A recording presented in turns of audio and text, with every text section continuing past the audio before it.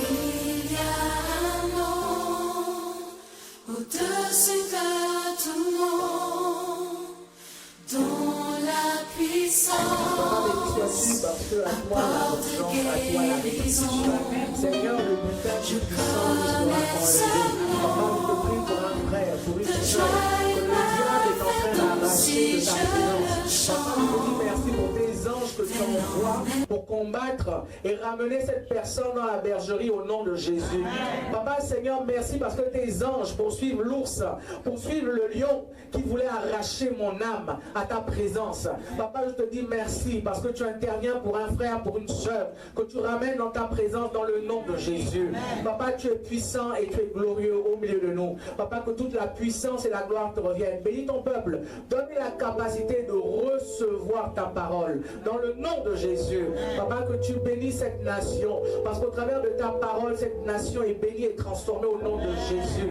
Papa, nous te disons merci pour les prodiges et les miracles que tu vas accomplir ce matin parce que ce matin, tu vas tous nous délivrer dans le nom de Jésus. Tu vas établir une atmosphère du royaume de Dieu au milieu de nous. Seigneur, tu vas établir ton trône de gloire dans nos cœurs et dans nos vies. Et Seigneur, tu vas terrasser toute la puissance de l'ennemi qui s'était dressée contre nous dans le nom de Jésus. Papa, nous ne sommes pas, Éternel, découragés. Nous ne sommes pas en train de reculer. Nous sommes en train d'avancer. Parce qu'avec notre Dieu, nous avançons toujours. Même si nous marchons dans la vallée de l'ombre et de la mort, nous ne craignons aucun mal car tu es avec nous dans le nom de Jésus. Papa, nous ferons la guerre. Mais nous ne vaincrons pas parce que toi, tu es avec nous dans le nom de Jésus. Papa, toute arme forgée contre nous est sans effet dans le nom de Jésus. Papa, tu as le pouvoir de marcher sur les serpents, sur les scorpions et sur toute la puissance de l'ennemi. Et rien ne pourra nous nuire au nom de Jésus. Papa, même si une armée se campait contre nous, nous serons malgré cela plein de confiance dans le nom de Jésus. Expert en l'éternel, Seigneur, nous avons placé notre confiance en toi et nous ne serons jamais déçus dans le nom de Jésus.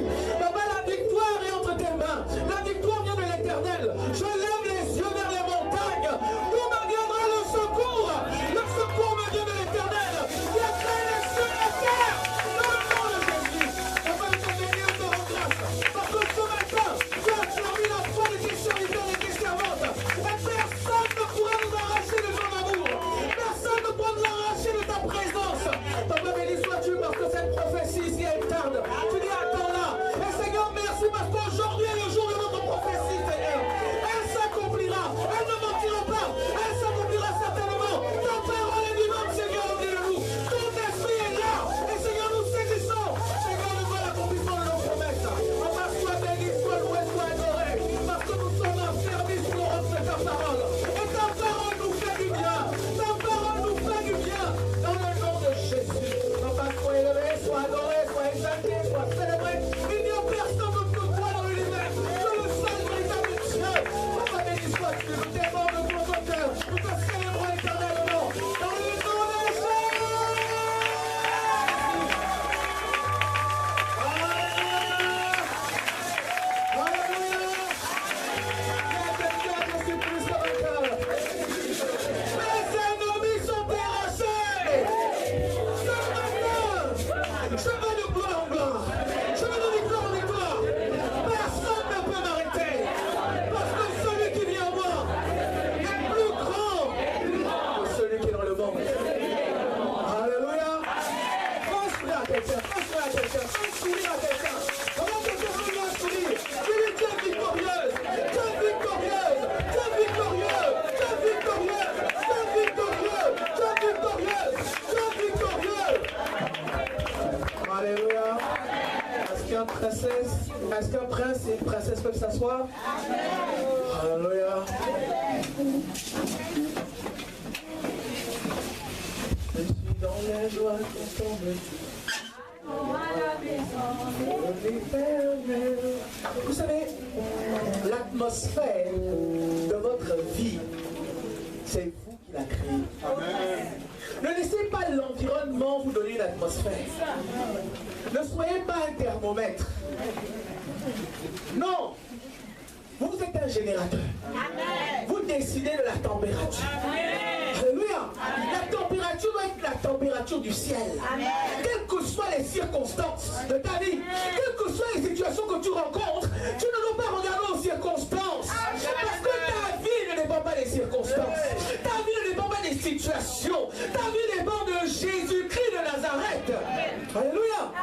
David pouvait dire, même si je marche dans la vallée d'ombre et de la mort, je ne crains aucun mal. Pourquoi? Parce que tu es avec moi. Vous savez, dans le psaume 91, le Seigneur dit, je serai avec toi dans ta détresse. Vous savez, lorsque Jésus est avec moi dans la détresse, est-ce que c'est la détresse? Parce que quand je suis avec Jésus, je suis dans la joie. Ça signifie que même s'il y a la douleur, ma joie est parfaite en Christ. Alléluia. Et la joie de Christ est ma force. Alléluia. Vous savez, Dieu nous appelle à rentrer dans une nouvelle dimension. Nous sommes en train d'aller dans une nouvelle dimension. C'est pourquoi notre mentalité doit changer. Nous devons avoir la mentalité de Jésus. Nous devons avoir la mentalité des héritiers. Alléluia. Un héritier ne tremble pas devant la difficulté. Alléluia. Quand vous voyez une montagne, oh Jésus. Hi. Dis à quelqu'un, va chercher une montagne. Vous savez pourquoi un chrétien doit chercher une montagne? Parce que la Bible dit que quand tu crois, si tu demandes, si tu as la foi, comme un grain de s'élever, si tu demandes à cette montagne d'aller se jeter à la mer, elle ira le faire. Amen. En fait, les chrétiens doivent être des chercheurs de montagnes. Chercher une situation impossible dans la vie de quelqu'un dans notre vie. Chercher une situation impossible. Alléluia. Parce que vous avez le Dieu de l'impossible. Vous ne pouvez pas savoir si Dieu est le Dieu de l'impossible si vous n'êtes pas devant une situation possible. Est-ce que vous comprenez? Quand une situation impossible est dans ta vie, commence à danser. Oh Jésus. Oh merci parce que la gloire de Dieu va se manifester. Je vais voir le trône de mon Dieu. À chaque fois qu'une situation impossible arrive dans ta vie, tu dis Seigneur merci parce que j'ai une victime devant moi. Alléluia. Ce n'est pas toi qui dois être la victime de la situation. C'est la situation qui doit être ta victime. Parce que les petits démons qui sont en train de se manifester vont voir la gloire de ton Dieu. Alléluia. Comment sauront-ils que tu as un Dieu s'ils ne réalisent pas des choses impossibles? Si les enfants d'Israël n'étaient pas dans le désert et devant la mer rouge, comment les gens auraient su qu'ils ont un Dieu? Il faut la mer rouge. Parce que toi tu vas traverser la mer rouge. Alléluia. Si tu es devant la mer rouge, ne demande pas la mer rouge non, dis merci Seigneur. Parce que je vais voir ta gloire se manifester. Elle me dit qu'un jour, le Seigneur était en train de se promener avec ses disciples. Et ils ont vu un homme qui était aveugle. Et puis ils ont demandé, mais cet homme, il est aveugle. Est-ce que ce sont ses parents qui ont péché? Non, c'est pas ça. C'est pour que la gloire de Dieu soit manifestée. En fait, il y a des situations dans vos vies, ce n'est pas le travail. Non, c'est pour que la gloire de Dieu se manifeste. Il faut que les gens disent, donc, il est resté tellement au chômage dans le travail qu'il a aujourd'hui, il a rattrapé le salaire de toutes ces années de chômage. Sache que ton Dieu est Dieu, que ton témoignage soit glorieux. Alléluia. Vous savez, les difficultés, apprenez à les aimer. Apprenez à voir les difficultés comme des opportunités. C'est quand les gens disent, le Gabon, vraiment, la crise. Je dis, aïe, aïe, Seigneur, tellement d'opportunités pour devenir riche. Amen. En fait, pendant qu'il y a la crise là, les chrétiens doivent être les plus riches. Amen. En ce moment, c'est l'opportunité d'être riche. Pourquoi? Parce que Dieu va te donner l'intelligence financière pour créer une entreprise comme on n'en a jamais créé. On va dire, on est sorti de la crise à cause de l'entreprise de papa X, de l'entreprise de papa Y. Alléluia. Amen. La Bible dit que au temps d'Isaac, en fait, il y avait un moment de sécheresse. Mais pendant la sécheresse, Isaac devenait de plus en plus riche. Amen. Alléluia. Ce sont des principes qui sont importants. C'est-à-dire que quand tu vois la sécheresse arriver, ne dis pas je vais mourir. Non, dis je vais m'enrichir. Parce que mon Dieu va se manifester. Amen. Vous savez, il y a des gens qui ne mangent pas le matin, qui ne mangent pas le midi, qui ne mangent pas le soir. Parfois, ils mangent seulement à midi. Toute la famille mange à midi. Le soir, ils ne mangent pas. Le matin, ils ne mangent pas. Mais toi, Dieu te donne la grâce de manger le matin, le midi, le soir. C'est un miracle. Dis à quelqu'un, ma vie est un miracle. Dis-le, ma vie est un miracle. Je vais toujours aller de gloire en gloire et de victoire en victoire. Ne laissez pas les circonstances vous imposer quelque chose. Non. Jésus n'a pas laissé la mort lui imposer la mort. Quand il était mort, il a dit, moi je vais ressusciter. La mort l'a retenu 3 jours. En fait, une situation dans ta vie doit seulement tenir 3 jours. Amen. Parce que le 3e jour, tu dois toujours ressusciter. C'est un principe spirituel. Le 3e jour, tu dois ressusciter.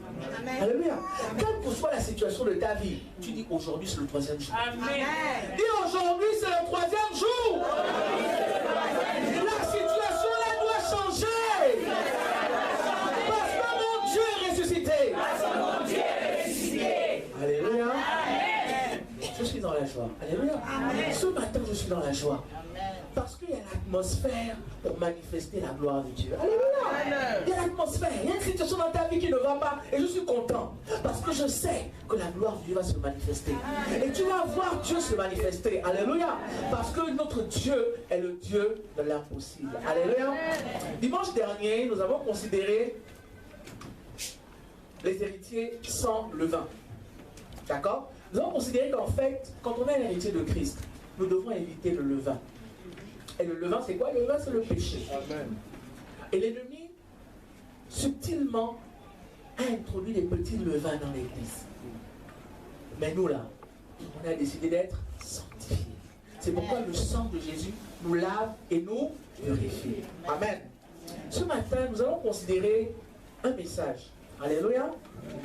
Et avant de considérer ce message, le Saint-Esprit voulait que je partage avec vous un grand secret. Alléluia. C'est un verset, mais c'est un secret, un grand secret. Dis à quelqu'un, on va connaître un secret. 2 Corinthiens 12, 10. Beaucoup de gens connaissent ce texte. C'est un texte très puissant, très très puissant. Très très puissant.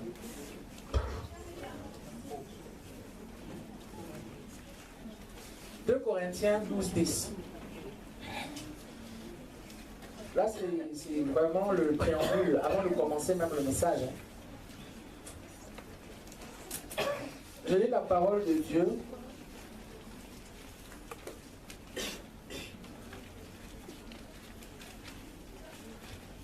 Bon, on va lire à partir du verset 9. 2 Corinthiens 12, verset 9 à 10. Il m'a dit, ma grâce te suffit, car ma puissance s'accomplit dans la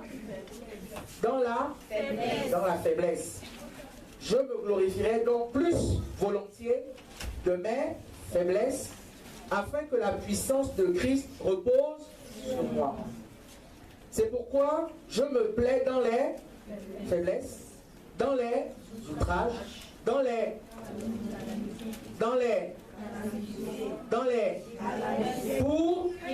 car quand je suis, c'est alors que je suis fort.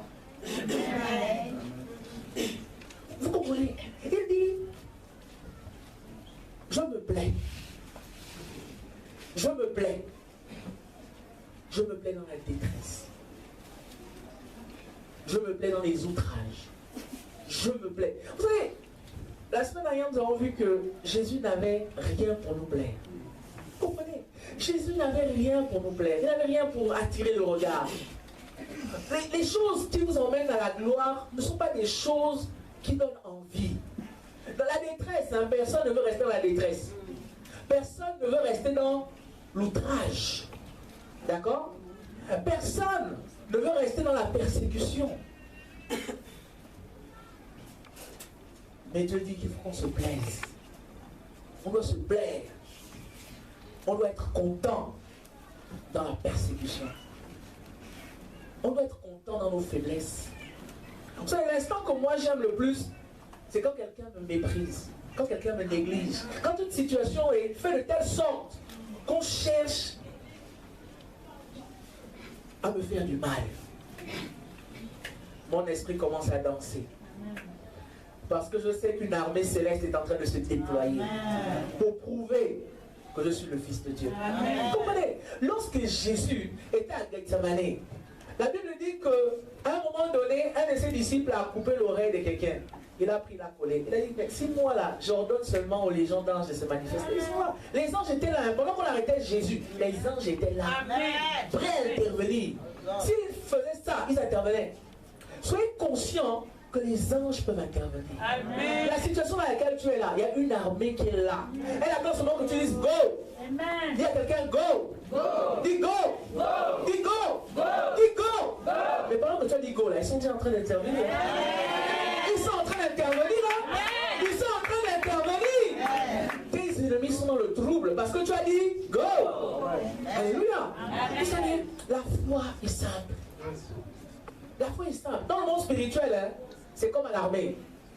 C'est oui, non. Dès que tu as parlé, automatiquement le monde spirituel prend la chose. La Bible dit que la vie et la mort sont au pouvoir de la langue. Et que le monde spirituel est en train d'écouter ta langue. C'est pourquoi la Bible dit qu'il ne sort de votre bouche aucune parole mauvaise. Ne laissez pas sortir une mauvaise parole. Même quand la situation est dure, même quand la situation est difficile, commencez à sourire. Alléluia. Et le papa, il est fou. Il est dans les problèmes. Il sourit. Oui, il sourit. Pourquoi? Parce que Dieu se rit de ses ennemis. Comment est-ce que, imaginez-vous, comment Satan peut s'imaginer qu'il peut toucher à la prunelle de l'œil de Dieu? Est-ce que vous imaginez? Imaginez-vous que Satan réfléchisse en disant, je vais mettre mon doigt dans l'œil de Dieu. Vous êtes sûr qu'il va réussir? Mais comment est-ce que vous pouvez vous imaginer que Satan puisse vous toucher? Il ne peut pas te toucher, oh. Il ne peut pas toucher ton mari, il ne peut pas toucher ta femme, il ne peut même pas toucher tes enfants, ni tes petits-enfants, ni tes arrière-petits-enfants, jusqu'à la millième génération, il ne peut pas toucher. Est-ce que vous comprenez ça? Comprenez que l'ennemi n'a pas de pouvoir. Là, il dit que tout pouvoir a été donné à Jésus. Ça signifie qu'il n'y a plus de pouvoir pour Satan. Il n'a plus aucun pouvoir. C'est pourquoi la Bible dit que toute arme forgée contre vous est sans effet. Parce que le nom de Jésus a été souverainement élevé. Alléluia. Le diable a créé des situations pour te faire croire que Satan peut toucher à tes enfants. Il ne peut pas. Amen. Même dans ses rêves, il ne peut pas toucher à tes enfants. Amen. Même dans son rêve le plus doux, il ne peut pas te toucher. Pourquoi? Parce que tu es la prunelle de l'œil de Dieu. Est-ce que la prunelle se bat pour se protéger? Non. C'est Dieu lui-même qui se bat pour me protéger. Je n'ai pas besoin de me battre. Parce que je suis sa prunelle. La prunelle de son œil. Alléluia. Comprenez que Dieu nous aime. Dieu nous aime. Il ne veut pas nous voir souffrir. Arrêtez de croire ce que le diable veut vous faire croire. Amen. Non, tu souffres parce que Dieu... Non, Dieu ne veut pas te voir souffrir. Dieu veut te voir heureux. Amen. Dieu veut te voir joyeux. Alléluia. Amen. Mais c'est quand je suis faible que je suis fort. C'est pourquoi Dieu a permis ça. Parce qu'il savait qu'on va avoir des moments de faiblesse. Mais dans la faiblesse, là, glorifie le nom du Seigneur. Parce que c'est quand tu es faible que tu es fort. Moi c'est simple. Hein. Pour savoir si quelqu'un est béni, je vais seulement voir sa vie est difficile et dure. Je dis, hey, la bénédiction de la personne est grande. En fait, plus ta bénédiction est grande, plus ta difficulté et ta faiblesse aussi est grande. Est-ce que vous comprenez? Donc quand tu vois que tu es faible, tu dis, oh, ma bénédiction est à côté. Alléluia. Et parfois, il arrive aux gens de pleurer. Parce que ça fait mal. Mais ne t'inquiète pas. Parce que Dieu va changer tes larmes en joie. Amen. Tes larmes ne seront plus des larmes de faiblesse, mais des larmes de joie. Alléluia. Amen. Je suis en train de prophétiser sur ta vie. Amen. Je suis en train de prophétiser sur ta vie. Amen. Et je sais que tu viendras ici danser et dire, mon Dieu est capable. Amen. Alléluia. Amen. Je bénis le Seigneur parce que les travaux de l'église sont en train d'avancer. Alléluia. Et je bénis le Seigneur pour tous ceux qui s'engagent à continuer à participer aux travaux de l'église. Vous pouvez prendre l'enveloppe et puis dire les travaux de l'église. Alléluia. Vous savez, lorsque vous investissez sur Dieu, vous aurez toujours les bénéfices. C'est pourquoi il a dit qu'il avait donné des talents. Il a dit à quelqu'un, il fallait même prendre mon talent là, aller déposer à la banque. La banque de Dieu, c'est la maison de Dieu. Alléluia. Donc, quand tu as un peu là, tu viens, tu donnes pour Dieu, pour que le bâtiment avance. Alléluia. Moi, je suis content parce que le bâtiment là sera beau. Alléluia. On va organiser des fêtes là-bas, des mariages là-bas. On va organiser des cultes extraordinaires, des séminaires extraordinaires. Alléluia. Il y a des gens qui viendront de partout le monde pour venir faire des séminaires ici parce que les gens vont voir la gloire de Dieu. Alléluia. Et je bénis Dieu pour ceux qui ont déjà commencé à cotiser. Alléluia. Et cette année, tu vas encore donner pour Dieu parce qu'en décembre, on doit rentrer dans ce bâtiment. Alléluia. On va voir la gloire de Dieu se manifester. Alléluia. Qui veut construire une maison à plusieurs étages? Levez la main. D'accord. Qui veut construire une cité? 2 cités. 3 cités. 5 cités. Alléluia. Donnez à Dieu, je vous défie. Je vous défie. Amen. Amen. Oh, Dieu vous le donne. Dieu vous le donne. Oh, Dieu vous le donne. Alléluia. Je vous ai défié. Hein. Mon Dieu est capable. Mon Dieu est capable. Alléluia. Bon, c'était les échauffements. Parce qu'avant de commencer le match, on fait d'abord les échauffements. Alléluia. Il y a quelqu'un qui fait les échauffements. Fait comme ça. Alléluia. On s'échauffe. Alléluia. Un peu comme ça. Hein? Alléluia. Restez les échauffements. Parce que là, le vrai match a commencé. Alléluia. Le vrai match commence. Alléluia. Vous savez, la parole de Dieu me fait du bien. Elle me fait du bien. Elle me fait du bien.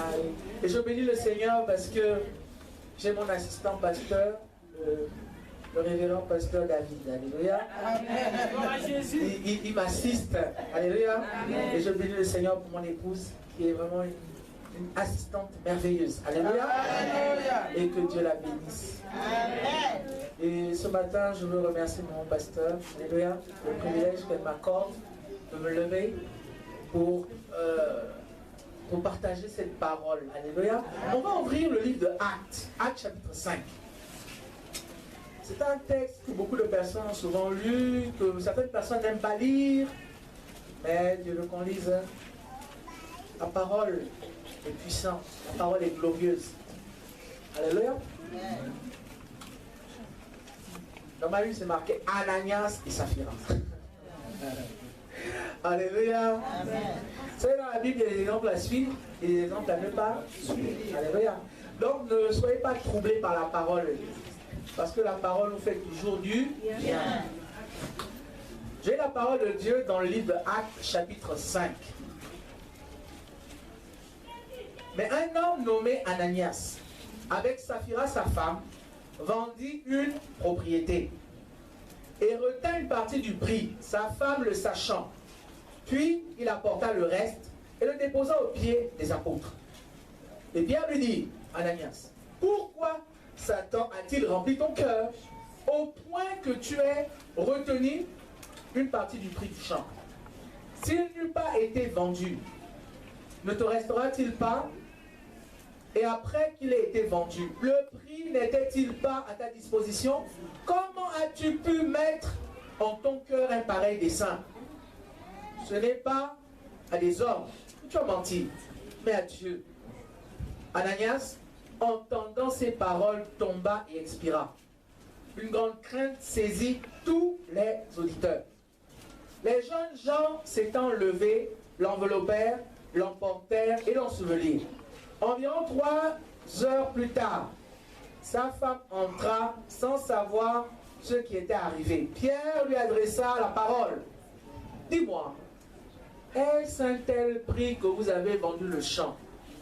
Lui répondit-elle, c'est à ce prix-là. Alors Pierre lui dit, comment vous êtes-vous accordé pour tenter l'esprit du Seigneur? Voici ceux qui ont enseveli ton mari sont à la porte et ils t'emporteront. Au même instant, elle tomba aux pieds des apôtres et expira. Les jeunes gens étant entrés la trouvèrent morte. Ils l'emportèrent, l'ensevelirent auprès de son mari. Une grande crainte s'empara de toute l'assemblée et de tous ceux qui apprirent ces choses. Aïe, aïe, aïe, aïe, aïe.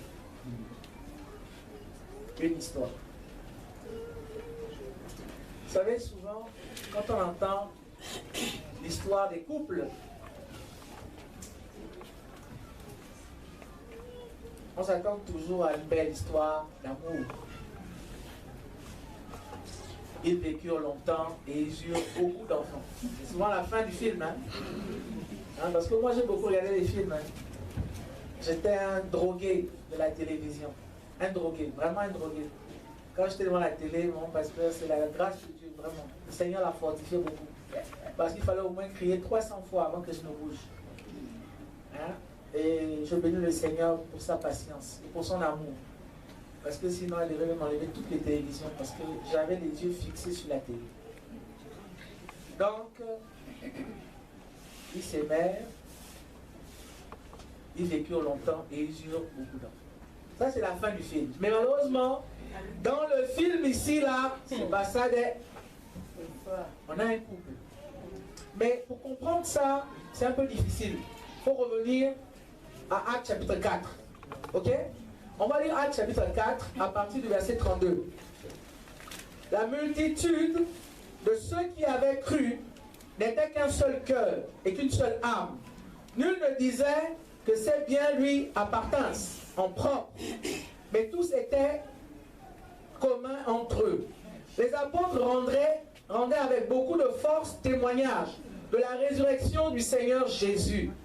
Et une grande grâce reposait sur eux tous, car il n'y avait parmi eux aucun indigent. Tous ceux qui possédaient des champs ou des maisons les vendaient, apportaient le prix de ce qu'ils avaient vendu, et le disposaient aux pieds des apôtres.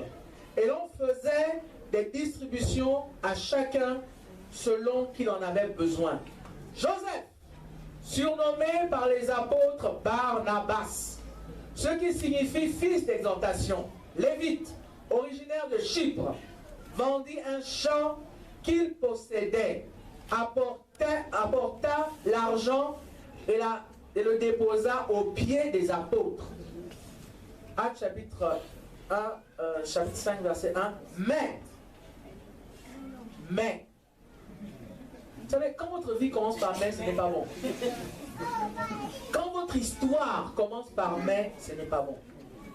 Mais, vous avez vu, les disciples partageaient tout en commun.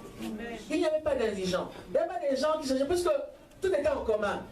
Quand le salaire arrive, on dépose au pied du Seigneur, au pied des apôtres, et puis on distribue à chacun. Si tu as besoin de nourriture, on te donne, ainsi de suite. Donc, si tu ne voulais pas donner tout ton salaire, tu donnais au moins une partie du salaire, et puis on s'occupait des gens dans l'église.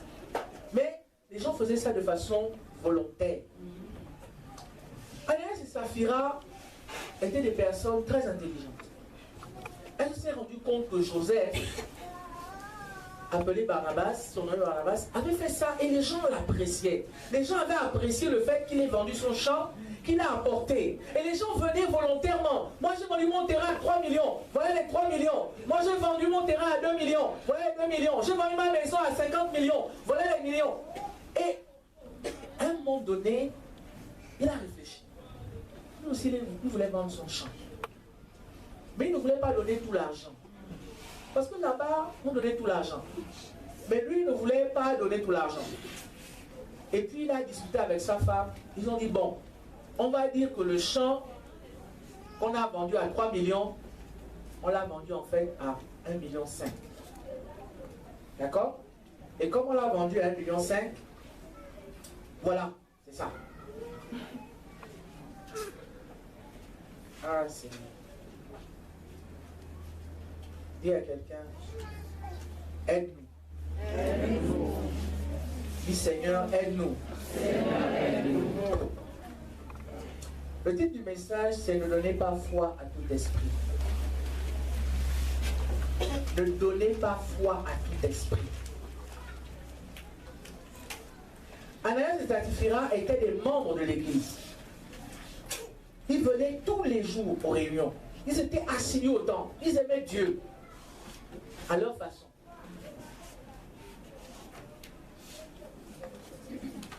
À leur façon. On va ouvrir le livre de Galates chapitre 5. Alléluia. Galates chapitre 5. Vous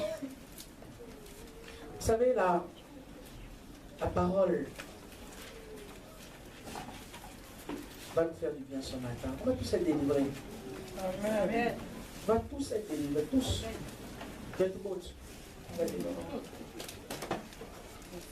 Galates chapitre 5 verset 19. Or les œuvres de la chair sont manifestes.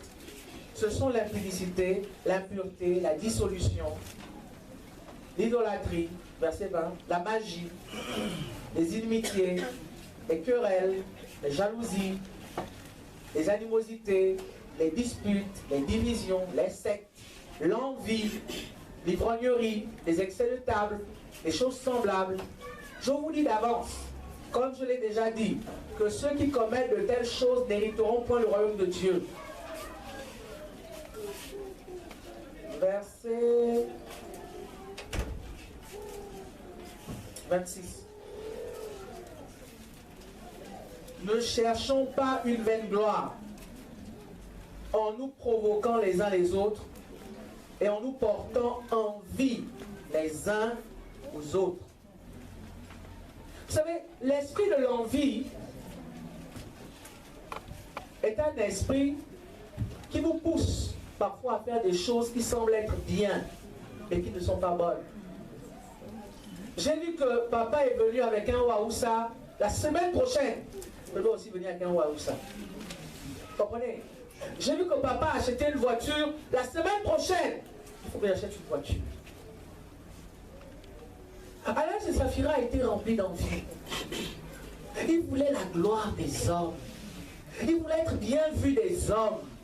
Aujourd'hui, quand on vient à l'église, on veut aussi être bien vu du pasteur. On veut être bien vu des anciens, des diacres. On veut être bien vu du voisin qui est à côté. On veut être bien vu de X et Y. L'esprit de l'envie, l'esprit de la jalousie. Un frère, une soeur est venu témoigner de ce que Dieu a fait dans sa vie. Moi aussi, je dois venir témoigner. Non. Nous ne sommes pas en compétition. Amen. Non, nous ne sommes pas en compétition. Chacun de nous a son couloir. Amen. Chacun de nous a sa destinée. Amen. Chacun de nous a un plan que Dieu a pour lui. Le plan de Papa Germain n'est pas mon plan, c'est son plan à lui. Le temps que Dieu a décidé de le bénir, c'est le temps qui lui appartient. Amen. Mais à chaque fois que Dieu bénit quelqu'un dans l'église, ça annonce que bientôt je vais être béni. Amen. Ne cherche pas la bénédiction de maman Sonia. Non, non, non. Laisse-la avec sa bénédiction. Parce que ta bénédiction aussi arrive. Amen. Ne provoque pas une fausse bénédiction. Amen. Un frère s'est marié, moi aussi je dois me marier. Même si c'est Mami Wata, je dois l'épouser. J'étais en Afrique du Sud et une soeur me dit, même s'il est musulman, je dois me marier. Ah ouais? J'étais choqué. Je la regardais. Elle est chrétienne. Elle va à l'église. Mais elle veut se marier maintenant. Même si c'est un musulman, je veux l'épouser. Je dis, ma soeur, mais tu parles de quoi? Elle dit, non, je dois me marier maintenant. Et dans le cœur de la soeur, il y avait l'envie. Il ne fallait pas que ce soit quelqu'un de pauvre. Il faut que ce soit quelqu'un qui a de l'argent. Parce que la sœur s'était mariée. Et il semblerait qu'elle soit mariée dans une famille où les gens ont un peu d'argent. Elle aussi, elle doit se marier là où il y a l'argent. Même si elle doit perdre son âme. Même si elle doit souffrir.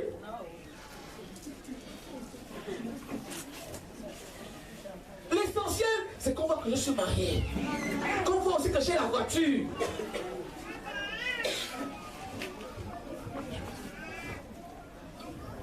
Aujourd'hui, la sœur est mariée. Je ne sais pas si le mari est converti. Mais j'ai l'impression que ces enfants sont drépanocytaires. Et elle passe tout le temps à l'hôpital. L'argent qu'elle pensait gagner, elle va encore le dépenser. Et vous savez comment un enfant drépanocytaire, vous êtes malheureux. Chaque seconde, votre enfant est en train de souffrir. Vous ne pouvez pas l'aider. Parce que la maladie est dans les os, la souffrance est dans les os. À cause de quoi? De l'envie. Ce matin, il faut dire, Seigneur, délivre-moi de l'esprit de l'envie. Vous savez, l'esprit de l'envie va vous faire parler, vous faire dire des choses méchantes contre les autres. Tu vas commencer à parler d'une soeur, tu vas commencer à parler d'un frère. Papa est louche, je ne comprends pas. Il aime toujours regarder à gauche, il aime toujours regarder à droite. Je n'arrive pas à comprendre dans cette église. Tu commences à parler. Tu commences à dire des bêtises à cause de l'esprit de l'envie.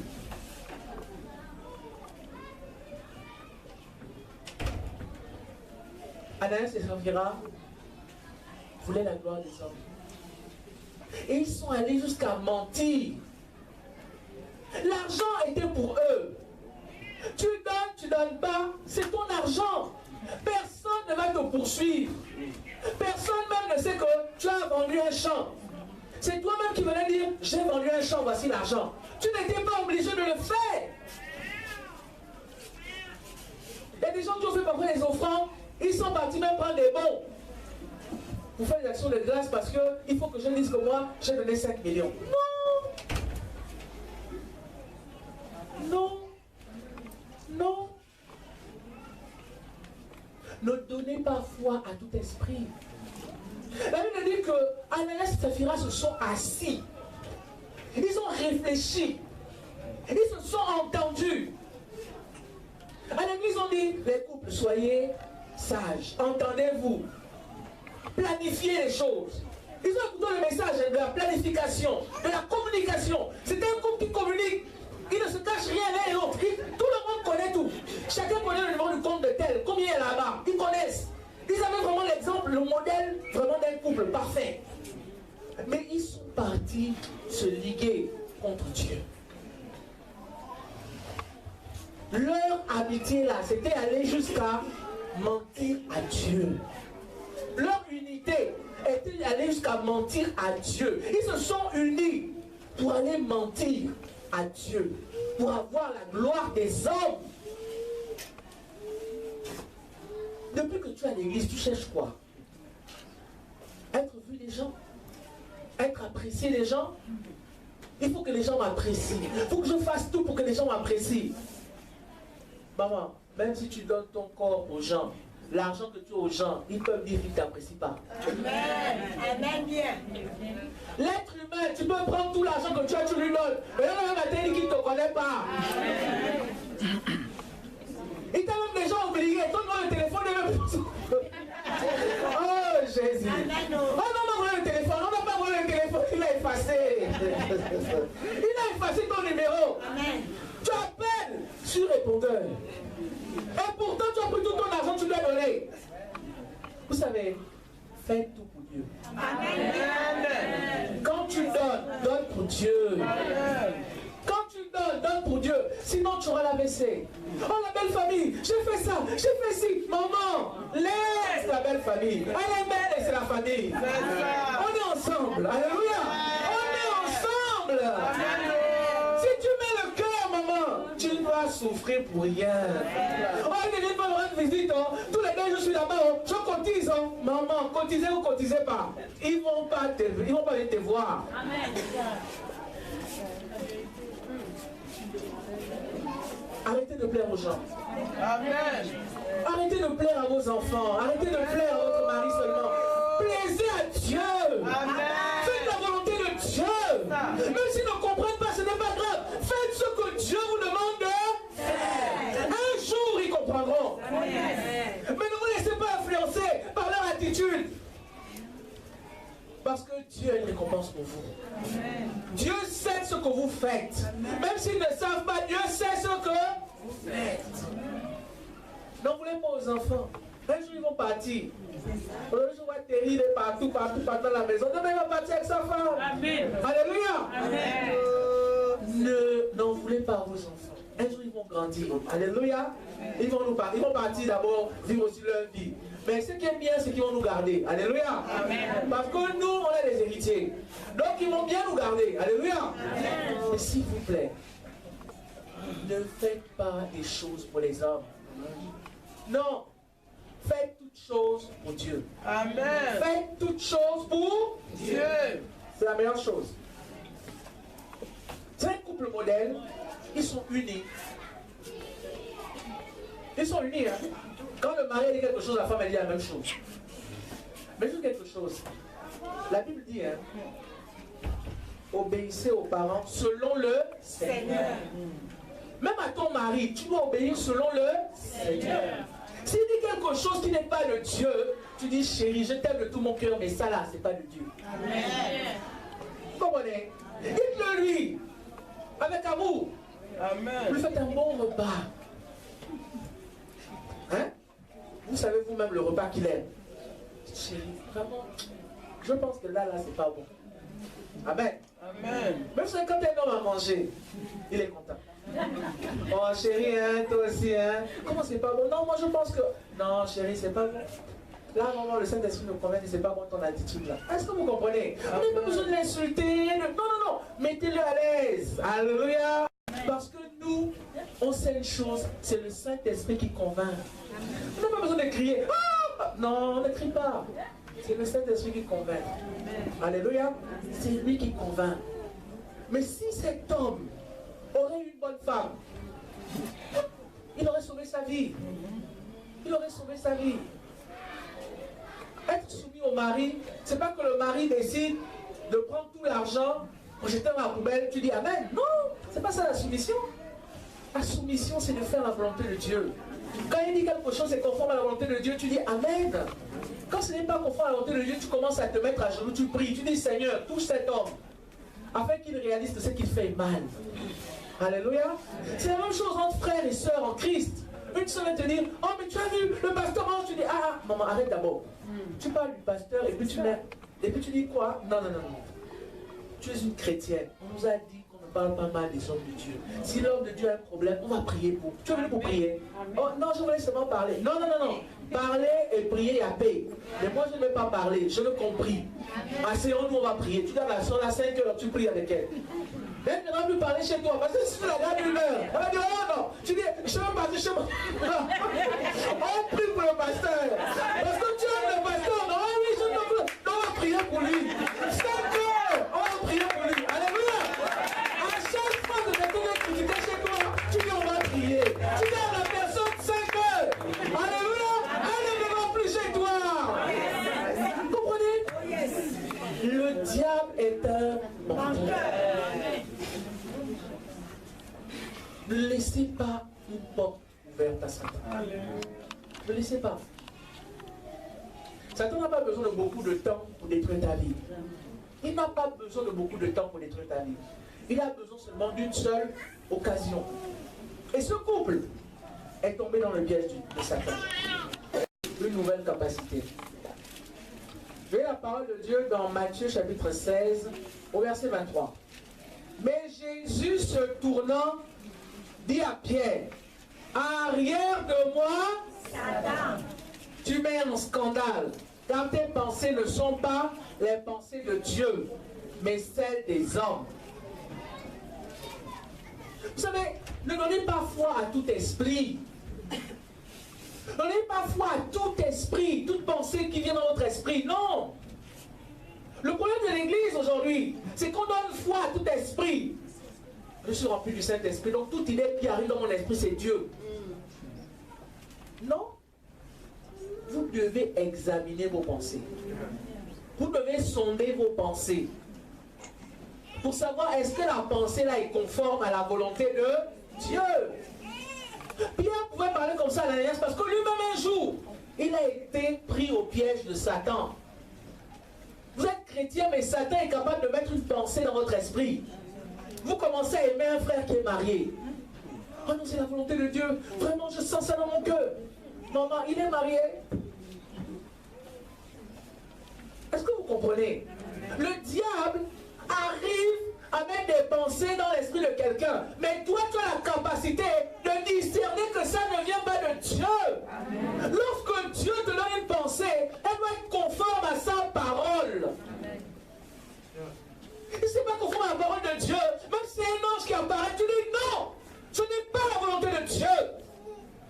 Est-ce que vous comprenez? Même si c'est un pasteur qui est en train de parler au pupitre, tu prends la parole, tu regardes la Bible, tu dis non. Ça là, c'est pas la vérité. Parce que la Bible ne dit pas ça. Aujourd'hui, oh, prophète tel, tu vas assister à une réunion, il commence à dire, bon, prenez le sel, prenez l'huile, prenez ceci, mettez dans la maison. Non. Non. Non. Non. Est-ce que Jésus a fait ça? Non. Donc je ne fais pas. Je ne fais pas. Apprenez à discerner. Apprenez à discerner. Vous êtes des enfants intelligents. Apprenez à discerner. Il y a des gens qui vont dans d'autres églises, assister à des séminaires. On leur dit que maintenant il faut brouter l'herbe. Ils broutent l'herbe.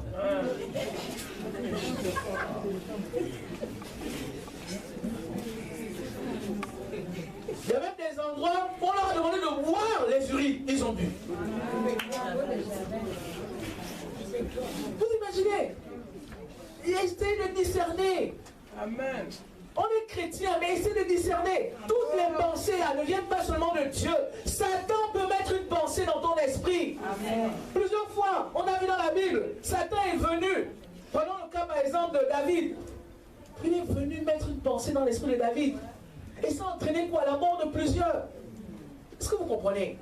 Nous ne sommes pas à l'abri des attaques de Lucifer. La Bible dit qu'il se transforme en ange de lumière. Les WhatsApp que tu reçois, discerne. Est-ce que ça vient de Dieu? Est-ce que ça vient de l'ennemi? Ne donnez pas foi à tout esprit. Alléluia. Amen. Dans la Bible, on a le cas, parce qu'il faut savoir comment Satan travaille. Hein. On va prendre 1 Roi 22. 1 Roi 22.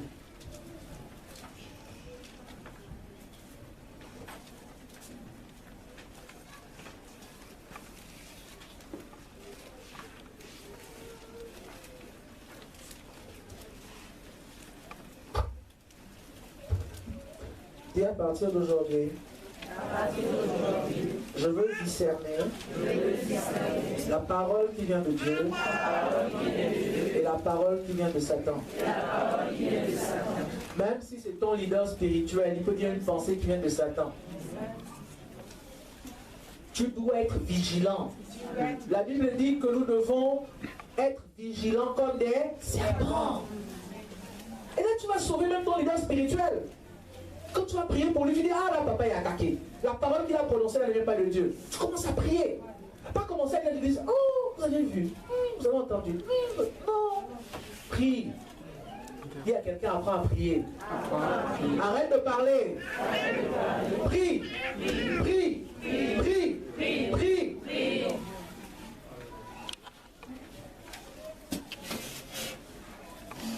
Tout commence par paix, hein, mais ça n'a pas le même effet. Alléluia. Nous sommes dans 1 Roi 22.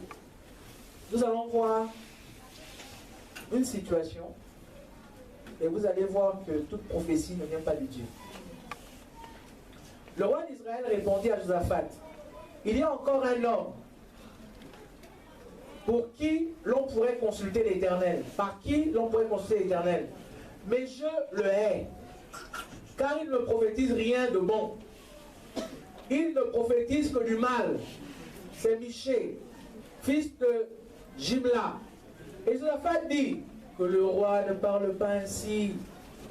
Alors le roi d'Israël appela un eunuque et dit, fais venir de suite Michée, fils de Jimla. Le roi d'Israël et Josaphat, roi de Juda, étaient assis chacun sur son trône, revêtus de leurs habits royaux, dans la place à l'entrée de la porte de Samarie.